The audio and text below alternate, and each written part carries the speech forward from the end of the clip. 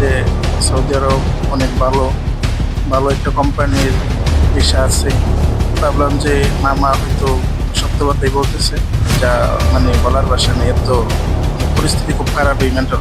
আজকে 7 মাস আমি স্যালারি উঠাইতে পারতেছি না। কোনো কন্ট্যাক্ট আছে? না, ওনার সঙ্গে কোনো কন্ট্যাক্ট নাই। উনি হচ্ছে ইমো ছিল, ইমো ব্লক মারছে, মেসেঞ্জার ছিল, মেসেঞ্জারও ব্লক মারছে।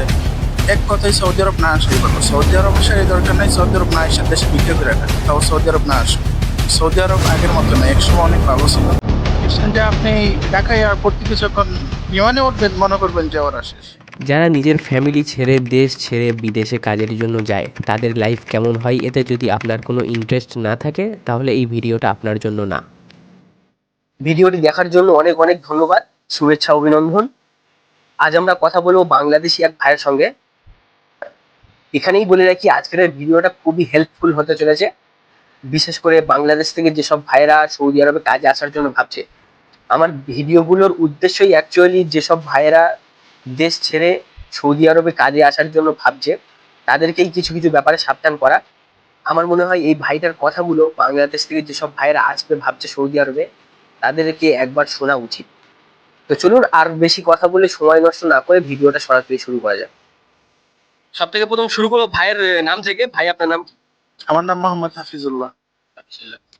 আহ, আপনার বয়স কত? আমার বয়স হবে এই 23-24 প্লাস হবে। আচ্ছা, আপনার বাংলাদেশে এক্স্যাক্টলি বাড়িটা কোথায়? বাংলাদেশে কোথায়? বাংলাদেশ, আমার বাড়ি হচ্ছে ব্রাহ্মণবাড়িয়া ডিস্ট্রিক্ট, সরেল থানা। আচ্ছা, এ সৌদি আরবে কত বছর হচ্ছে? সৌদি আরবে আসছি 2 বছরের কাছাকাছি হবে, এরকমই 2 বছরের কাছাকাছি।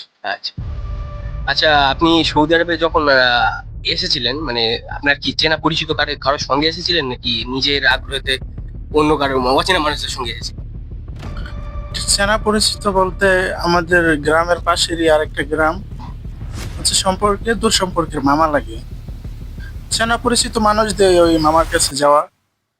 তো মামার কাছে যাওয়ার পরে মামা বলতেছে যে সৌদি আরব অনেক ভালো ভালো একটা কোম্পানির ভিসা আছে, এত টাকা লাগবে, এত টাকা লাগবে। পরে ভাবলাম যে মামা হয়তো সত্য কথাই বলতেছে। তো সর্বপ্রথম পাসপোর্ট জমা দেওয়া, তারপর হচ্ছে মেডিকেলে যাওয়া, আস্তে আস্তে সবকিছু কমপ্লিট করার পরে এই হচ্ছে সৌদি আরব আসা। আর আমি সৌদি আরব আসার আহ, প্রায় আমার সৌদি আরব আসতে প্রায় 5 লক্ষ টাকার মতো খরচ হয়েছে এই সৌদি আরব আসা। এই আর কি। আচ্ছা, আপনার এজেন্ট কি আপনার মামাই ছিল? এজেন্ট আমার মামা না, ও সম্পর্কে দূর সম্পর্কে মামা লাগে। ও এজেন্ট না, ও হচ্ছে দালাল, ওর মাধ্যমে এজেন্টে যাওয়া। ও আচ্ছা। এই এক কথাই ও দালাল। তো 5 লক্ষ টাকা আসতে খরচা হয়েছে আপনার। আপনাকে ওখানে কি বলেছিল, মানে যখন আপনাকে প্রথম বলে যে কাজের বিষয় বলেছিল, তখন কাজের বিষয় এক্স্যাক্টলি কি বলেছিল? কত মাইনে বেতন হবে বা কি কাজ হবে, কি বলেছিল? আমাকে বলছিল হচ্ছে, এই সর্বপ্রথম বলছিল হচ্ছে যে আল জাহারানি কোম্পানির মধ্যে দিবে। সর্বপ্রথম বলছিল যে বেতন দিবে 1000 রিয়াল প্লাস। তারপর হচ্ছে আমার এই যখন আমি হচ্ছে টিকিট মিকেট সবকিছু ওকে হয়ে যায়, তারপর বলতেছি কি জি এই ভিসা চেঞ্জ হয়েছে, আল জাহারানি কোম্পানি ভালো না, অন্য কোম্পানি চাইতে হবে। তারপর হচ্ছে আমাকে দিল হচ্ছে সায়েন্টিফিক কোম্পানির মধ্যে, যা সংক্ষিপ্ত SMS, সৌদি আরবের মধ্যে পরিচিত SMS। তারপর হচ্ছে এই SMS কোম্পানিতে আসা, আমাকে বলছিল 1000 টাকা স্যালারি দিবে। তো সৌদি আরব আসার পরে আমি 1000 টাকা পাইনি। আর আরেকটা কথা বাকি রয়ে গেল, আমার কাজ দেওয়ার কথা ছিল হচ্ছে, আমার বলছিল যে মসজিদ, মাদ্রাসা, হয়তো বা মুস্তাশফা, ইয়ানি হসপিটাল। ঠিক আছে, তো আমার এই তিনটার মধ্যে একটু আমি পাই নাই। আমার বর্তমানে কাজ দিছে হয়েছে মেন্টাল হসপিটালে, যা মানে বলার ভাষা নেই। এত মানে পরিস্থিতি খুব খারাপ এই মেন্টাল হসপিটালের মধ্যে কাজ করা। আচ্ছা, এই যে কোম্পানিটা আছে, মানে কোম্পানিটা কেমন? স্যালারি দিচ্ছে না বা কি স্যালারি আটকে রেখেছে, এরকম কোনো বিষয় আছে? স্যালারি হচ্ছে ভাই, আমি এই সৌদি আরবে সর্বপ্রথম আমি কাজ করছি আসার পরে এই কোম্পানিতে, এই মক্কা শরীফে আমি মনে করেন যে 1.5 বছরের মতো কাজ করছি। স্যালারি 600 টাকা স্যালারি দিত, 8 ঘন্টা ডিউটি করতাম এই মেন্টাল হসপিটালে। তো 600 টাকা স্যালারি দিত, ওইখানে কোনো সমস্যা হয় নাই, আমার সবকিছু ঠিকঠাক আছিল।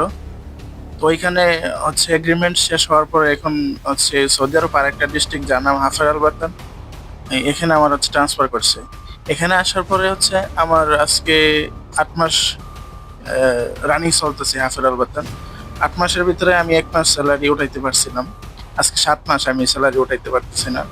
আমার একামার সমস্যা, কোম্পানি একামা তারতিব করে না, মানে ঠিক করে না একামা, আরো অনেক কিছু মানে ঝামেলা এনে আমি 7 মাস ধরে স্যালারি আমি হাতে পাইনি। মানে সব মিলে খুব সমস্যার মধ্যে আছি। আমাদের কোম্পানি এখন বর্তমানে একবারে খারাপ দিক দিয়ে চলে গেছে। আপনি 7 মাস হয়ে গেছে স্যালারি পাননি?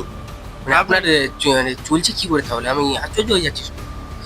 এই মানুষের কাছ থেকে কি করার, এখানে মা বাপ নেই, মানুষের কাছ থেকে হাত পাততে হই খাওয়ার জন্য, কিছু করার নেই ভাই, খায়া বাঁচতে আচ্ছা, হবে। যে আপনার মামাটার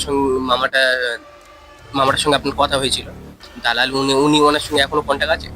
না, ওনার সঙ্গে কোনো কন্ট্যাক্ট নাই। উনি হচ্ছে ইমো ছিল, ইমোতে ব্লক মারছে, মেসেঞ্জার ছিল, মেসেঞ্জারও ব্লক মারছে, হোয়াটসঅ্যাপ ছিল, হোয়াটসঅ্যাপ ব্লক মারছে, yani সবকিছু থেকে আমার হচ্ছে ব্লক করে রাখছে। ওনার সাথে কোনো যোগাযোগ করার মানে কোনো কায়দা নেই।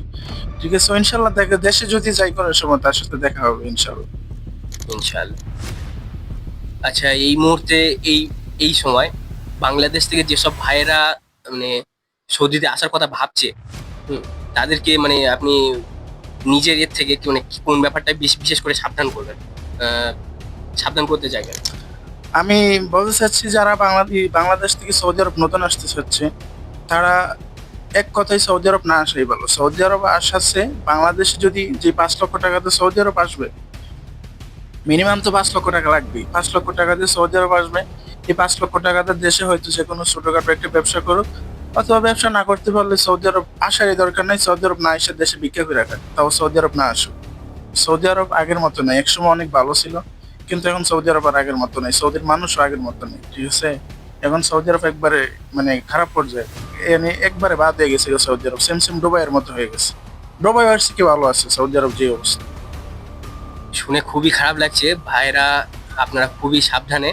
ইনি জেনুইনলি বলছে, এনাকে কিছু বানিয়ে বলা হচ্ছে, বানিয়ে বলার জন্য বলা হচ্ছে না। তো আপনারা এই ব্যাপারটা বিশেষ করে খেয়াল রাখবেন। দালালরা ওরা বলবেই, ওরা এরকম কথা বলবেই। দালালদের কাজই মানুষকে ঠকানো। ওরা অনেক বড় বড় কথা বলবে, এখানে আসার পরে ওদের আর কোনো মানে ওদের সঙ্গে আর কোনো কন্ট্যাক্ট করতে পারবে না। এইরকমই এই ভাইয়ের পরিস্থিতি। কি ভাই, আমি ভুল বলছি? না, ঠিক আছে। সৌদি আরব মনে করছেন যে আপনি ঢাকা এয়ারপোর্ট থেকে যখন বিমানে উঠবেন, মনে করবেন যে ওরা শেষ, ওরা আর আপনার সাথে কোনো কন্ট্যাক্ট রাখবেন। দালাল হচ্ছে এমন। আমি কই যে যদি সৌদি আরব আসেন, মানে আপনার আত্মীয় স্বজনের মধ্যে যে খুব দেখা গেছে খুব কাছের মানুষ, আপনার ভাই, আপনার বাবা, আপনার চাচা, এরকম কোনো মানুষ থাকে যে আপনার আইনে সেটা কাজের মধ্যে দিতে পারবো।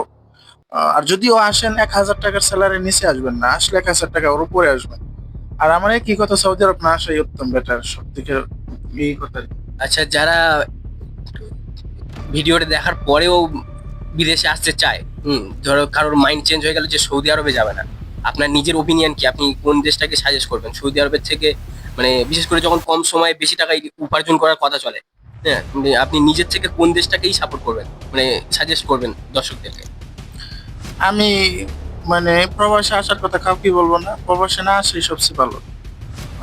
দেশের মাঝে থাকো, ফ্যামিলির সাথে থাকো, পরিবার নিয়ে সেরা আনন্দ করো।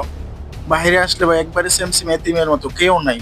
আপনি অসুস্থ হয়ে পড়ে থাকবেন, আপনার কেউ জিজ্ঞাসা না যে খাইছেন কিনা, ওষুধ খাইছেন কিনা, এই সেই মানে মানে অবস্থা একবারে খারাপ, সেম সেম মনে করেন যে এতিমের মতো ফিরে থাকতে।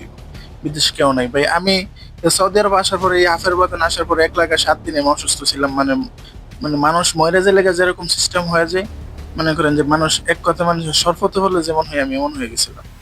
মানে পরে কেমনে কেমনে যেন আল্লাহ আবার হায়াত মনে হয় বাড়াইছে, পরে কেমনে কেমনে যেন আবার সুস্থ হয়েছি। আল্লাহর কাছে শুকরিয়া। আমি এক কথাই বলি, সৌদি আরব না আসে সবচেয়ে ভালো। সৌদি আরবে যদি না আসে, মানে অন্য কোনো দেশ, যেমন দুবাই, মালয়েশিয়া বা এমন কোনো আমার দুবাই সুবাই কিছু না, আমার কথা হচ্ছে মালয়েশিয়া বর্তমানে মনে হয় ভিসা বন্ধ আছে বাংলাদেশে। মালয়েশিয়া সবচেয়ে ভালো, যেটা মনে করি। খারাপ রাষ্ট্র হলো মালয়েশিয়া ভালো। মালয়েশিয়া সরকারি ভাবে বেতন মনে হয় 1700 রিঙ্গিত। মালয়েশিয়া সবচেয়ে বেটার। সৌদি আরব আসার দরকার নেই। তো যদি যেতেই হয় তাহলে মালয়েশিয়াটাই চেষ্টা করা দরকার, আর যদি মালয়েশিয়া না হয় তাহলে না আসাই ভালো, তাই তাই নাকি? হ্যাঁ, মালয়েশিয়া ভালো, সবচেয়ে ভালো মালয়েশিয়াই বর্তমানে। আমিও নিয়ত আছে ইনশাল্লাহ, যদি সৌদি আরব থেকে যাই আর যদি কোনো সময় প্রবাসও যাই দেশ থেকে, তাই আবার মালয়েশিয়া যাবো ইনশাল্লাহ, নিয়ত আছে। ভাইয়ের কি বিয়ে শাদী হয়ে গেছে? ফ্যামিলিতে কতজন আছে? না ভাই, আমার বিয়ে শাদী হয়নি। ফ্যামিলিতে মা বাবা, আমরা 3 ভাই আছি, আর আমরা 4 বোন আছি। যাই হোক, বিয়ে শাদী হয়ে গেলে, বিয়ে শাদী হয়ে থাকলে চরম বিপদে পড়ে যেত। তো শুনলেন ভাইয়ের কথা, ভাইয়ের বক্তব্য। আশা করছি আপনি যা সিদ্ধান্ত নেবেন ভেবে চিন্তেই নেবেন। আমার ওপিনিয়ন যদি জানতে চান, আমি বলবো দালাল যেই হোক, দালালের সঙ্গে জড়িত আছে এই রকম মানুষদের উপরেও ভরসা না করাই উচিত। একটা জিনিস দেখবেন, দালালরা যখন সোজাসুজি আপনাকে ফাঁসাতে পারবে না, তখন ওরা মক্কা মদিনার লোভ দেখাবে। আর কিছু না হোক উমরা তো করতে পারবি, মক্কা মদিনা পরিষ্কার করার থেকে ভালো কাজের কি আছে। ওরা বেশিরভাগ এইসব কথাগুলোই বলে। মনে রাখবেন, এটা আপনার জীবনের খুবই বড় একটা সিদ্ধান্ত। 2 বছর বা 3 বছর, এগুলো এর কম সময় না। যা করবেন অনেক ভাবনা চিন্তা করেই করবেন। তো সতর্ক থাকুন। দেখা হচ্ছে পরের ভিডিওতে।